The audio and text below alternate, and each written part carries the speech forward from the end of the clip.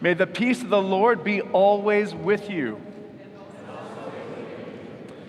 At the age of 18, when I first went out to live on my own at Berkeley College, I had all my classes in the same room and in the room across the corridor from it. It was a vast lecture hall called Donnell Hall. And I have vivid memories of sitting in the sunshine along Strawberry Creek out in front of Donnell Plaza, listening to a folk singer who used to dress all in white. And he had the most beautiful long brown hair, and his name was Julian. And he was only a little older than me, and I remember the most vivid song that I remember him singing was a song by Neil Young called Sugar Mountain. And it goes like this. Oh, to live on Sugar Mountain with the barkers and the colored balloons. You can't be 20 on Sugar Mountain, though you're thinking that you're leaving there too soon. You're leaving there too soon. It's so noisy at the fair, but all your friends are there. And the candy floss you had, and your mother and your dad. Oh, to live on Sugar Mountain.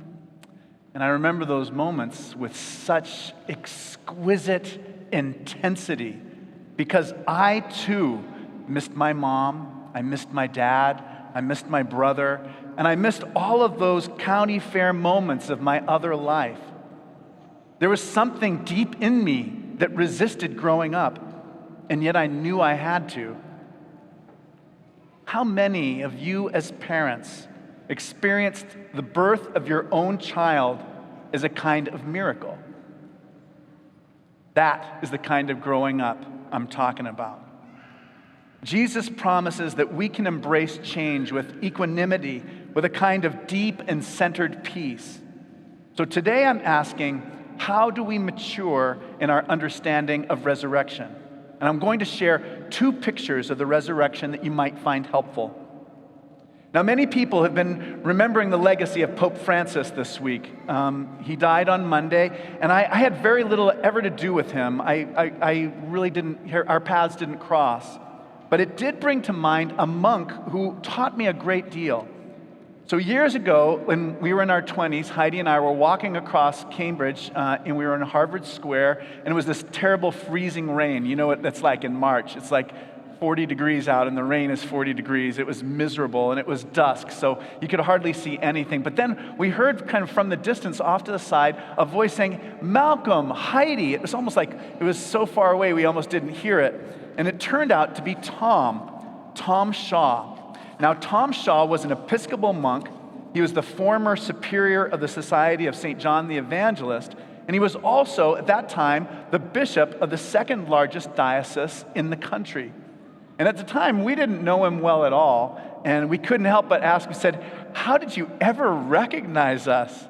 And in his own very typical self-effacing way, Tom said that some bishops are going to be remembered as great biblical scholars, and others are going to be remembered as accomplished administrators, some as dynamic preachers, others as great theologians or fundraisers or leaders. And he said, "I don't know why, but I'm simply the one who remembers people's names." And I think that's pretty good. You know, it's what we need in our life. And maybe for someone in his office, it's even more important. Now, as part of the process that got him elected to be bishop, they held meetings across the Diocese of Massachusetts. And these meetings were very uncomfortable because it was an intense time. It was a really political time. And during the question and answer period, one earnest and intense young man asked Tom the same question that he had asked the other previous candidates for bishop. And so in a mildly confrontational way, you can imagine this very conservative-looking young man gets up and he says, "Sir, do you believe in the physical resurrection of our Lord Jesus Christ from the dead?" And that's just how he said it. And Tom thought for a minute, and he said, "Do you want the short answer or the long answer?" And the man, I think, thought he was trying to get out of answering the question. He said, "I want the short answer." And so Tom said, "Yes." Next question. And you can imagine, like, all the hands in the room went up. Everybody raised their hand. I want to know the answer, the long answer to your question. And so this is what Tom said. And he began by addressing that young man. He said, the long answer begins with some questions for you to answer. And first, he said, by physical resurrection, do you mean that Jesus could suddenly appear even when the doors were locked, as in the story of Thomas? And the questioner, when asked this, kind of hemmed and hawed. And Tom Shaw went on. He said, my second question for you is this.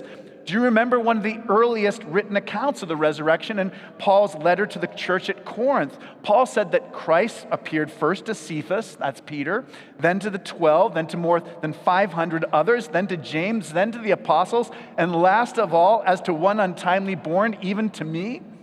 So by the physical resurrection, do you mean that Paul too experienced the physical resurrection of Christ on the road to Damascus, as is described in the book of Acts, that story when Paul is knocked senseless by a bright light? He hears a voice calling to him. Other people who were traveling with him did not see the bright light. They just saw that he was made blind. And Tom said, was this the physical resurrection? And the young man had no response, but he seemed to be thinking about it. And Tom said, finally, my last question refers to the time when Jesus was walking unrecognized with his disciples as they were on the road to Emmaus. And when they arrived at their destination, they invited him to share a supper. And when he took, broke, and blessed the bread, Luke writes, quote, their eyes were opened, and they recognized him, and he vanished from their sight, end quote. So Jesus did not get up and walk out the door, he vanished. Is that an example of physical resurrection? And again, the questioner, who didn't really expect this much of an answer, did not have very much to say. Now, Tom was incredibly gentle and kind and thoughtful man, and so he went on and he said this, my point is that the appearances of Christ were quite different. And what makes them seem true is that they sounded like the truth. When Tom said that, you could have heard a pin drop in that room as everyone thought about what this might mean for them. And that, I think, is the point, that Christ appears to each of us in different ways, according to our disposition, our circumstances, maybe even according to what we can handle or assimilate at the time. Henry David Thoreau writes, could a greater miracle take place than for us to look through each other's eyes for an instant? What is most real about reality is also what is most individual. Now that's the first part, and the second part's much shorter, because it's kind of my short take on the resurrection based on Tom's observation. Now, for me and for millions of people over history and for 2 billion Christians who are alive today, there's something that seems real and compelling about these various accounts of the resurrection. And in crucial ways, they match my own experience of the resurrected Christ. They are subjective truths that refer to the greatest truth about the meaning of our life. Now, I'm going to tell you a little bit more about my perspective on resurrection. And this is a hard thing. I woke up this morning at 5:30 in the morning. I was like, should I tell them this or should I not? Because this is a little hard to hear, and it's a little complicated too. And it's this. One of the biggest mistakes, and it's repeated everywhere when you're interpreting the Bible, is to try to make stories written by different authors over different time periods as if they all fit into a single narrative. Now, we do this all the time, like when we refer to John the Baptist as Jesus' cousin. In one of the gospel accounts, it is Jesus' cousin. In the other, it's not. But particularly we see this, and I'm the most guilty of this than anyone you've ever met, in Christmas pageants, right? So in Christmas pageants, we put details from the Gospel of Matthew. So that's the story of the evil king, the magi, the wise men who come from a distance, the escape to Egypt. That's one story. And we jam it all together with the story from Luke, which is about the census and going to be counted and going to Bethlehem, and there's no room in the inn, and the ordinary shepherds come. We put all of them together and act as if it's one story. But we miss something very important when we do this.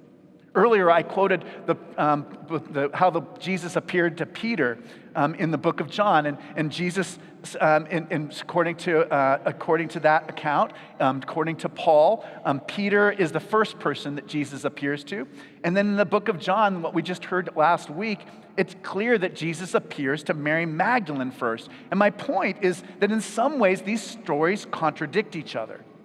So what I ask you this morning is what unites them? What do these stories of the resurrection share in common?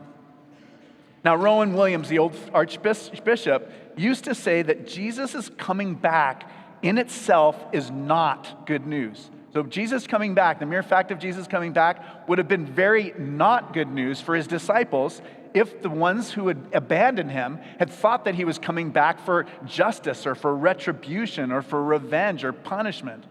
But instead, in every single resurrection account, as in the story of Jesus' whole life, every part of it is about forgiveness and love. That is what everything shares in common. The Spirit of God, the Spirit of love, dwells in Jesus completely. So when Jesus appears to his friends in that locked room in the story of John in the book of John that we just read, Jesus breathes his Spirit upon his friends.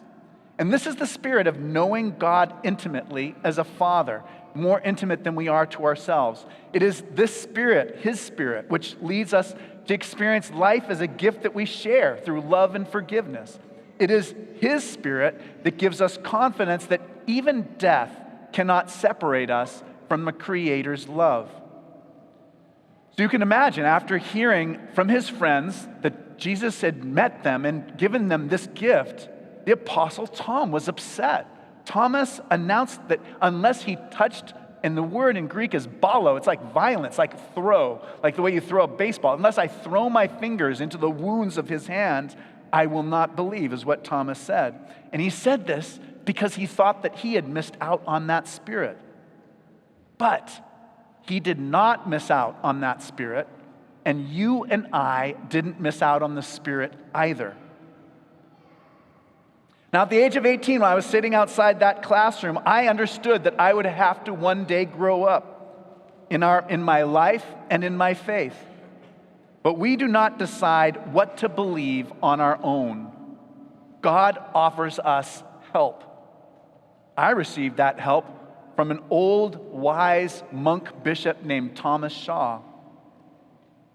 Jesus cannot be prevented by any locked door from giving us a deep and centering peace that passes all understanding.